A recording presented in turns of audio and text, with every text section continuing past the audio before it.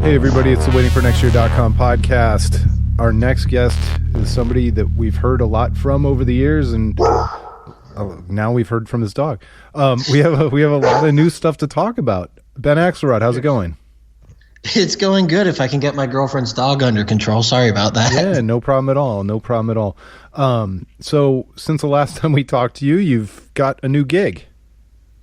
I have, yes, and that's why I'm watching my girlfriend's dog right now, because it brings me to Cleveland, and I'm joining WKYC Channel 3 as a digital producer and as a writer starting on this upcoming Monday. So it all came together very quickly, but I'm definitely very excited and excited to finally live in Cleveland after years of pretending like I do. Yeah, and so it's awesome as somebody who's watched your work. I'm curious though, like what from a nuts and bolts perspective, you've been a digital first writer, reporter, you've been a very prolific podcaster in the last year. Like how exactly are they going to put you to work? Yeah, I mean, I don't even really know the answer to that question. I mean, I kind of have some broad strokes of what the role is going to be and what I'll be doing. But I think the most exciting thing is, it takes me out of that box as just, for the first 5 or 6 years of my professional career, I've just been covering, Ohio State, a little bit of the Big Ten, but even then, so the biggest scope of things I've covered has been college football. This takes me to a completely different market. It takes me not only out of, the Ohio State and the Big Ten and college football, but it takes me out of even sports in general. I mean, this role I have is not going to be confined to sports. I'm going to be doing, a little bit of everything, but it definitely is something that is different from what I've been doing. I think, like you mentioned with the podcasts and stuff that I've been doing, you just look at the way this industry is heading. I don't think anybody's going to survive only writing anymore. So this gives me a chance to do some video stuff. It gives me a chance to keep writing. It gives me a chance to do some audio stuff, I'd imagine. But it's really a role with just a lot of freedom. And to me, that was the most exciting part about it. Well, and we like a lot of different people from a lot of the local stations, and we've, I used to be on Dogs on the Run with Andy Baskin at Channel 5, and then Scott and I did Cavs post-game morning after broadcast on Facebook Live and the website with WKYC. So like they're all seeming to understand that they have to do new things. And it seems like you're kind of a natural fit as somebody who realizes that you can't just fit into a single box. And so I imagine we're going to see you on live streams, Facebook Live. We're going to see you all over the place. That's going to be kind of fun. Yeah, I mean, you look at some of the stuff that Dave DeNatale's doing there now, and that's a little bit of, it's a similar role. And yeah, I mean, it's, for me being a writer, I think the platform is great because TV has such a different reach. And I think, from WKYC's perspective, the fact that they're so willing to invest in their, digital production department and to even have a digital content team. I mean, I come from Columbus, and as far as I know, none of the 3 major stations down there have any sort of team like the team that WKYC already has in place. So, I mean, you just look and this media landscape as a whole, it's just evolving in so many different ways. And I'm just really, really excited. Like I said, this just gives me an opportunity to kind of spread my wings, so to speak. And just even, being in Cleveland is something that's really exciting for me. It's weird. I think back to 3 years ago when LeBron came back, and I've always had this weird connection with Cleveland. Like when I was a little kid, we'd come up here for Indians games, and I always saw myself living here. And 3 years ago when LeBron came back, I felt like that bond really, really strengthened, and I fell even more in love with this city. And I'm just really excited. I can't say it enough. I really am. Well, it's kind of cool too, because they do have so many of these TV stations end up with such a head start because they're traditional and people know WKYC because they probably grew up with it and whatever else. And so they followed them to Facebook, and, you know, WKYC has over 365,000 people who like them on Facebook. And speaking a little bit from experience, there's nothing cooler than going live and all of a sudden realizing there are more than 1,000 people watching you and feeding and doing feedback. And so you get a lot of that. So a lot of media properties have really said, we need to be interactive. We need to boost engagement. And they haven't quite figured out how to bridge the gap. But in 2017 with Facebook and with Twitter, I think we finally have the mechanisms to do it. Yeah, and to me, it will be interesting to see, you know, just how it all shakes out. Because, yeah, I mean, at my last job when I was at Land of 10 with Cox Media Group covering Ohio State there, they went all in on Facebook. And Facebook, you know, when you do that, you're kind of at the mercy of Facebook, and they change their algorithm, and it really, for some reason, doesn't favor sports. You know, there's been video streaming stuff like Tout before, and Periscope and Facebook Live. It's just interesting because I don't think anybody truly has, you know, a real grasp on this stuff. I think though the more you can experiment with it and the more you can kind of build up each platform and use it to your own advantage, whether you're a TV station, whether you're WFNY, whether you're, you know, Cleveland.com, I think it's good to just have your fingers in a little bit of everything. And, you know, I think with this role, that's something I'm going to be doing. So it's not just sports, huh?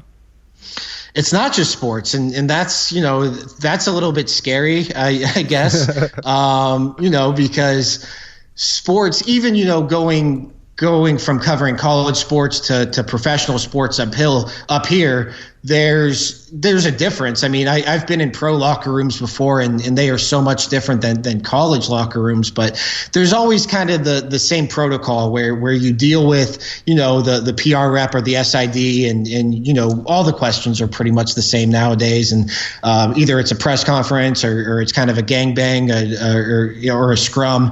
But when you're covering the real world, it's a lot different, and there are a lot more uncomfortable situations. So, but that's also something I'm excited for. I mean, if you follow me on Twitter, I mean, I primarily tweet about sports, but it's not just sports. So, it's weird. When I went to college, I went to Ohio University at first, and I was a video production major, and I wound up transferring to Ohio State and somehow just wound up in the journalism program because I did an internship at a radio station. I never really wanted to just be, you know, a sports writer. I always liked the idea of being versatile and being able to do a lot of things. And just the way my career led me, it led me into kind of this pigeonholed role as an Ohio State writer. So this takes me out of the realm of that. It takes me out of just sports. And yeah, I mean, it'll be different, but I'm excited. It's cool. I would find it a little bit nerve-wracking as well, because even, you know, the idea of stick to sports doesn't really exist anymore, and you end up touching on a lot of serious topics, even just through the lens of sports. But actually going to a council meeting or you know, addressing a situation where citizens are like legitimately impacted as opposed to they feel bad because a team lost, it's like. It is. I'm excited for you, but I'm also I kind of enjoy that sports lens and sticking to sports. Yeah, well, it's funny because when I was in college, when I was at Ohio State, I wrote for the Lantern, and I was very aggressive in how I covered Ohio State. Like, I wanted to write as many stories as I could. I wanted to build up my resume. I wanted to, you know, cover Ohio State basketball was really big at the time. And obviously I wanted to cover football. And so there were a lot of times where the Lantern, the student paper there would come out, and I'd have like 3 stories in it. And I'd have, sometimes I'd be the only sports writer who wrote that day. And you would think for all that I did, I would get an A, but I actually wound up with an A-. And it's because one of the requirements was if you were a sports writer, you had to write at least one story outside of sports. Or if you were an entertainment writer, you had to write something outside your field, the beat you were assigned. And I never did that because I only wanted to write sports. So for all the work I did, I never got an A in that class. But this will force me to do that. But that was a part of the role. And like I said, I'm excited for it. It'll be different. But at this point in my career, I'm really excited for a new challenge like this. All right, so let's talk about some actual sports. Is there any downside to Derrick Rose? Because I see a lot of people, I think they're overthinking it, trying to talk themselves out of something. Like, this is a move for the Cavaliers on the margins. Yeah, I'm very split on it. Initially, and if you follow me on Twitter, you know this, I was very against it when it first came out. But I agree. Like, on the margins, it makes sense. It's definitely less playing time for Jose Calderon, which we can get to that signing later. That signing never made sense when you look at the way the market shaped out. It improves the overall talent of your roster. I don't think that's debatable. But I also, if you believe in the locker room stuff and if you believe in all that other stuff, this is a guy who came into this offseason wanting a max contract, and you'd be signing him to a 1-year vet minimum, kind of a prove yourself type of deal. I don't know how much I buy that his role would just be on the second team, playing with Kevin Love, that he wouldn't be playing alongside Kyrie and LeBron at some point. And just from a basketball standpoint, he really just doesn't make a lot of sense playing alongside, especially LeBron and Kyrie, to agree with how ball dominant each of them are. So I get that, it's a minimum contract. You might as well, in theory, it's low risk, high reward, but there are also things about it that I could see Derrick Rose being messy in the locker room come January or so. And I don't disagree with anything that you just said. I think they're all reasonable concerns and reasonable points to bring up. It just, we're talking about, we know how much things can change in a basketball season, in a calendar year.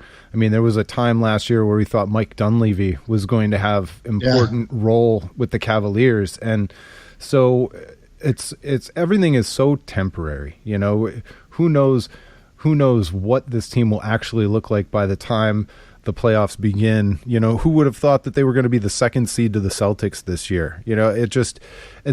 But I'm with you. So it really comes down to the alternatives, and based on what I think we know and the fact that they did sign Calderon and some other things that they've done, it seems like this is as good as any alternative that they have right now.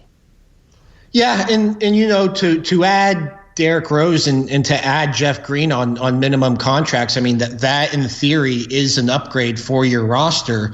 And that's what the NBA is that's one thing I've never really, and I know I'm arguing against the point I just made, but I've never necessarily subscribed to fit being the most important thing. I think just the more talent you can add to your roster, the better. I don't, obviously adding Derrick Rose wouldn't close the gap on Golden State, and he has a very iffy injury history. But like we know Carmelo's going somewhere. We know Dwayne Wade's going somewhere probably.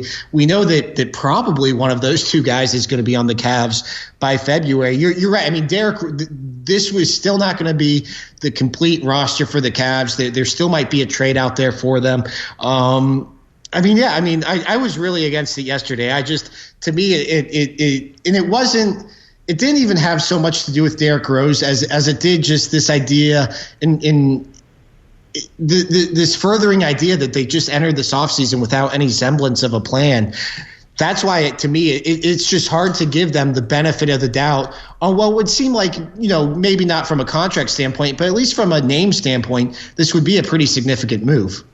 Yeah, it's funny. Everything is colored this offseason by the fact that they don't have a general manager, the fact that it feels like Dan Gilbert is running roughshod over this entire organization, and the fact that that unless LeBron signed for multiple years, everything feels scary.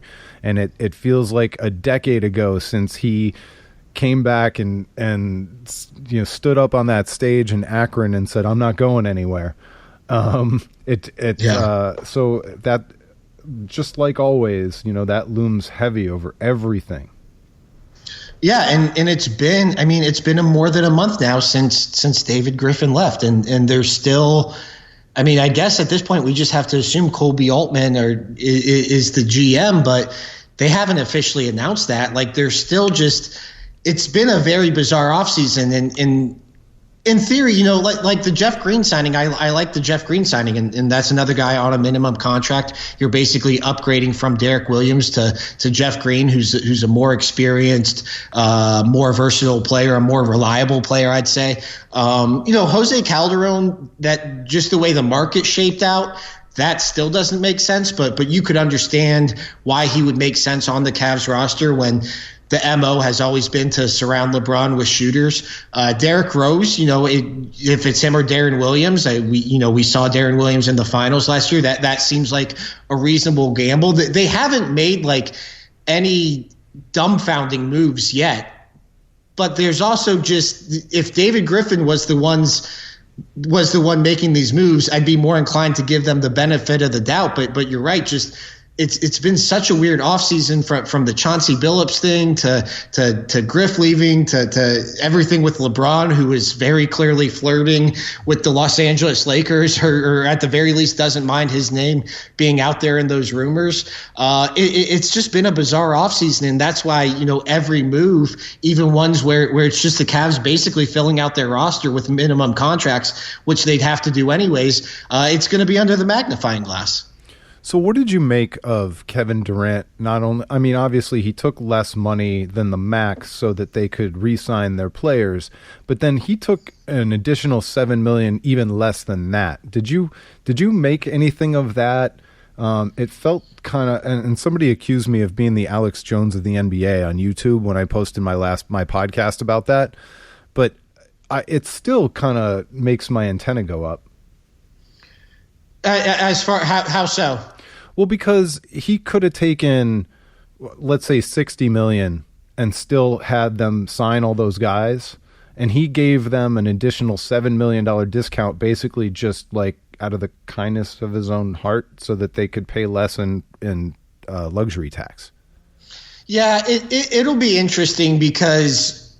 I believe it was, what was it, a 2-year deal with an opt-out? The numbers have kind of because you would assume he's going to opt out and sign a bigger deal next summer, or because usually that second, the second year of the deal is just basically an insurance policy for the player. So I think the numbers have kind of gotten skewed in the way that they've been reported. I think you just kind of have to look at the 1-year deal or the first year of the deal that he took. I thought it was very strange, though. I thought, you look at what's probably the most valuable franchise in basketball history at this point, just from what the Warriors have on their roster, the arena they're about to move to. It seems like if there's one team that should be willing to pay that luxury tax, it would be the Golden State Warriors. If they went on the market, they'd be worth $4 or $5 billion, I think.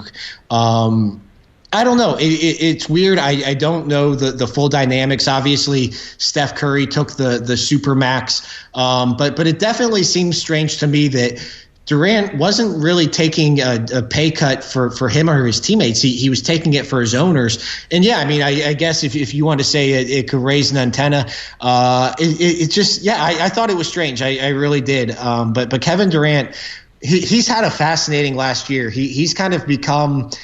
I think he's kind of become what LeBron always wanted to be, where I really don't think Kevin Durant cares what people think about him. I really think he is completely at this point comfortable in his own skin. And obviously, I hate the Warriors. They've become, I think, for many Cleveland fans in my generation, become almost like the Steelers for past generations. They've become that one rival who you just can't get out of the back of your mind. Kind of like the Broncos. Yeah, the Broncos are in John Elway. That's probably a good comparison. But he's had a really fascinating year, and just from a sports fan, it's kind of been cool to watch. Yeah, I mean, if I wasn't locked in the box of Cleveland sports, I would really appreciate the whole storyline. I'm quite sure. Just same with the Cubs. I mean, if the Cubs had done that to the Twins, I'd probably say, that's a really great story for Chicago. But it's just, we're so blinded, with the Cleveland stuff. Tell me, in terms of the LeBron stuff, I don't disagree with anything you're saying. And obviously I think he really does enjoy having his name out there. I think he wants flexibility, and I think he wants to keep the pressure on Dan Gilbert and the Cavaliers, because that's his leverage. But would it shock you, or how much would it shock you, if at the end of all this, LeBron ends up saying, okay, I'm 34 years old, I'm going to sign that 5-year, $220 million max contract because I got to make that one last big giant contract? Yeah, I mean, that wouldn't shock me. Really nothing he would do at this point would shock me. I even, I know people are saying, why would he go west when the Warriors are out west and it's the tougher conference? I don't think he's worried about that. I think he firmly believes that any team he goes to, wherever it is going to be one of the two best teams in the league, and that's good enough for him, and he'll take his chances, whether it's in the Western Conference Finals or the Finals. Because we don't know what his motivations really are, right? Like, no. there could be, if money is his main motivator, then staying in Cleveland makes the most sense. If I've heard this theory, and I kind of like it, the idea that he wants to play with his son in the NBA or play in the NBA at the same time as his son. If family is his main motivator, staying in Cleveland probably makes the most sense, and his kids can still go to St. V's. If winning titles is his main motivator, you could make an argument for Cleveland making the most sense, but you could also make a strong argument against Cleveland at this point, or at least entertain theories outside of Cleveland at this point. Cleveland makes a lot of sense from that point, but like you said, we never know what this league's going to look like 6 months from now. So that's the thing. We don't know what his main motivation is. We don't know what he's thinking. And at this point, when you consider the career that he's had and how unthinkable it was that he went to Miami, and how even more unthinkable it was that he came back to Cleveland while Dan Gilbert was still the owner of the Cavs, I wouldn't be surprised by anything with LeBron next summer.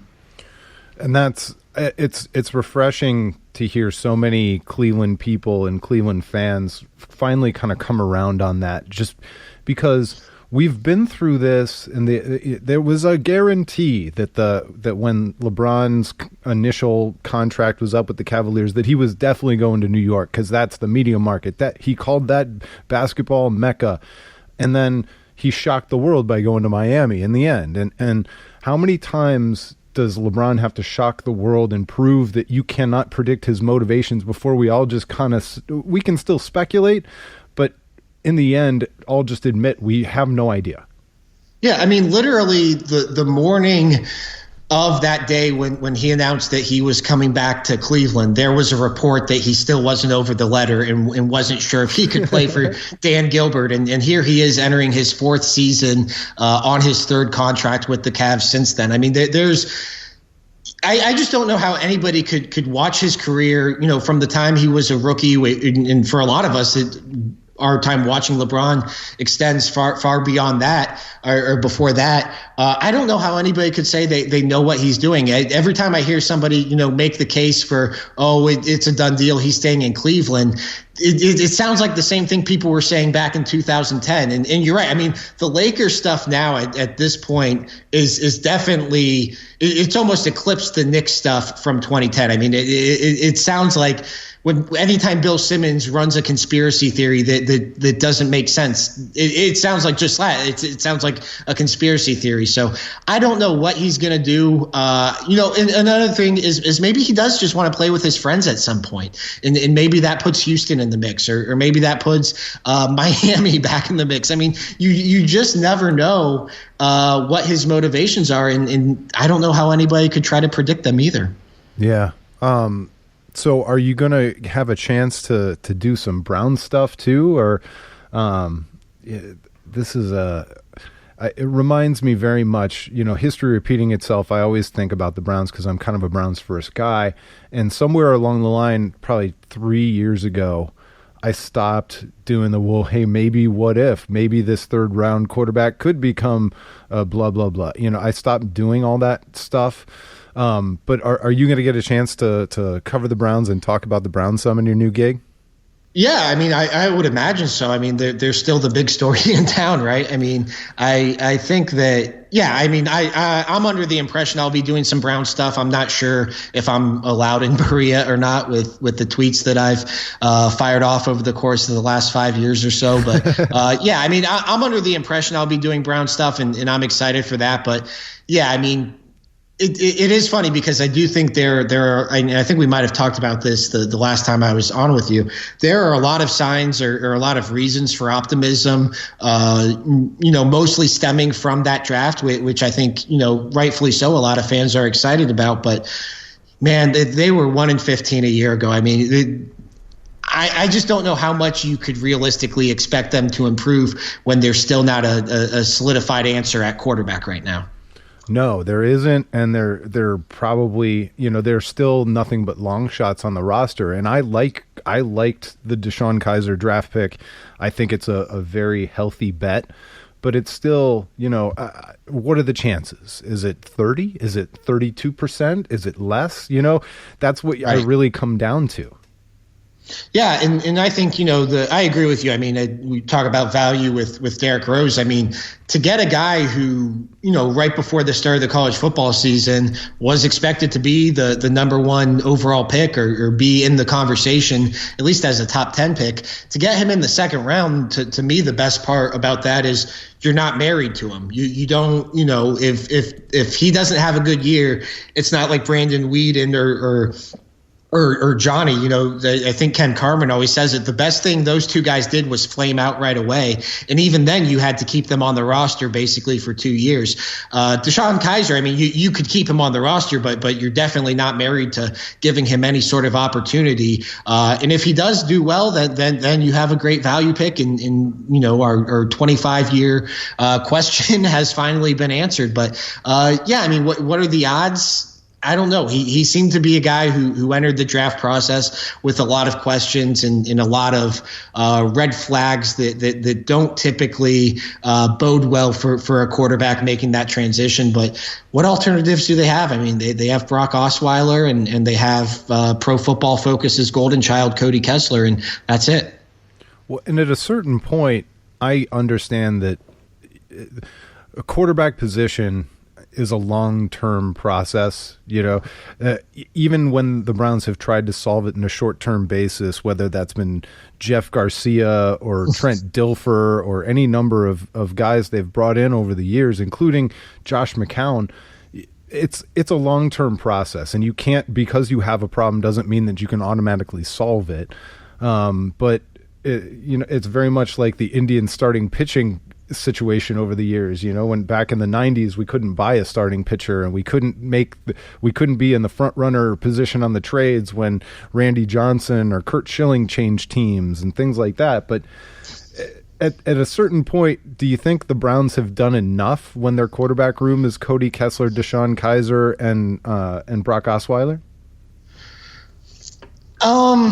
It's tough because this regime has only had 2 years. They have two of those guys in that room are guys that they drafted. I still don't understand the Brock Osweiler thing to the life of me. I mean, you talk about percentages of Deshone Kizer panning out. I mean, what if I would have told you on January 1st that the Browns were going to enter 2017 with Brock Osweiler on their roster? I mean,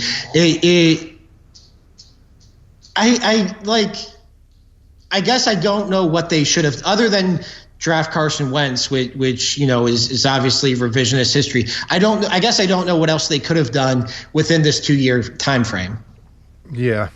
Yeah, no, and that's fair. That's fair, and it's not like we're sitting here saying, "Well, Kirk Cousins changed teams, and they missed an opportunity," or giant free agent quarterback. That giant free agent quarterback opportunity they missed, quote unquote, missed was Brock Osweiler. Right. You got Tony Romo in the broadcast booth. You've got Jay Cutler in the broadcast booth, and there are all kinds of weird things going on. What's funny about that is I must have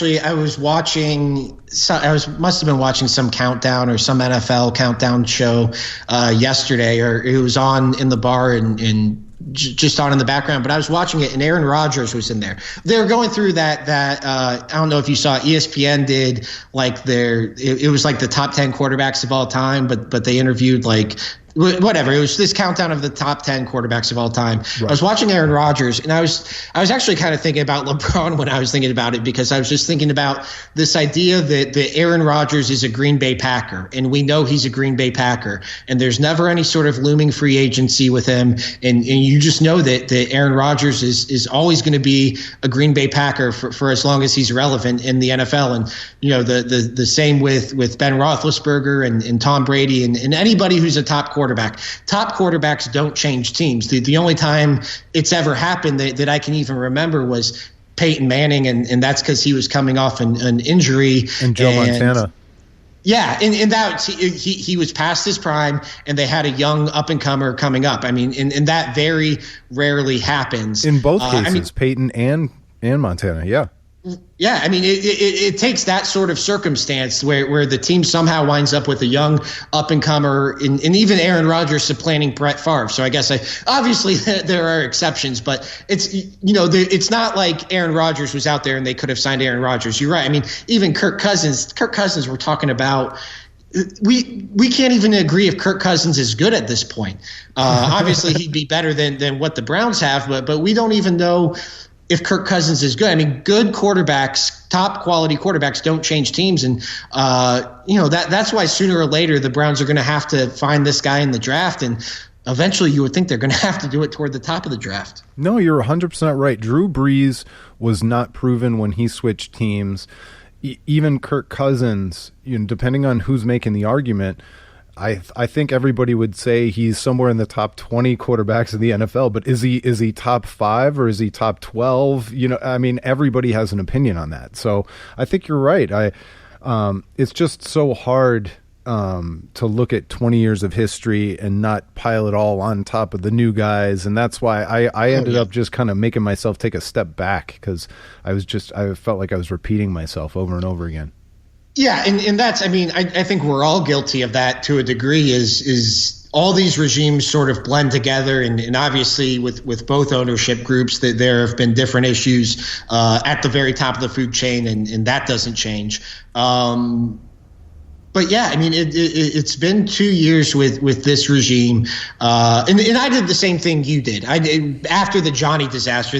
I was so excited after that 2014 draft, and the fact that the fact that the 2014 season started out the way that it did, and it was like the most fun 3 months of my life as a Browns fan, and the fact that season ended the way that it ended, and the fact that the 2015 season, which actually I think the 2015 season was probably worse than the 1-15 2016 season. I checked out emotionally on this team a long time ago, or at least a couple of years ago. And I mean, I think what you're saying about just stepping back, I don't think you're in the minority on that. I think I don't see as many people blindly defending every move the Browns make as I did probably 2 years ago. It's funny though. And maybe you already know this, but you're going to find out soon.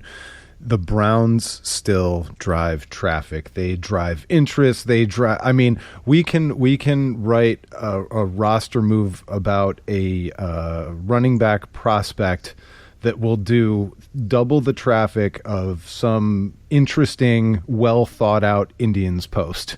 And that's just the way the world works in Cleveland. And I think you're going to find that shortly at WKYC. Oh yeah. I mean, the fact that the basketball team in town has inarguably its greatest collection of talent that it's ever had. It has arguably the greatest player of all time, a hometown hero who brought the city its first championship in 52 years. And the baseball team is coming off of a World Series, and it has a young core locked up, is probably going to make the playoffs again. The fact that those two franchises are in the places that they are, and it's even like that's what it takes for them to even compete with the Browns and still probably lose to the Browns in terms of drawing attention. I mean, that kind of tells you everything you need to know. Yeah. Yeah, it's crazy. It's absolutely crazy. All right. Well, I appreciate your time, especially on the first minute you come back from vacation, and on behalf of the rest of the people at Waiting for Next Year, man, good luck at the new gig. Absolutely. Thanks, Craig. I really appreciate it, man. All right. Until next time, everybody, thanks for listening. It's been the waitingfornextyear.com podcast.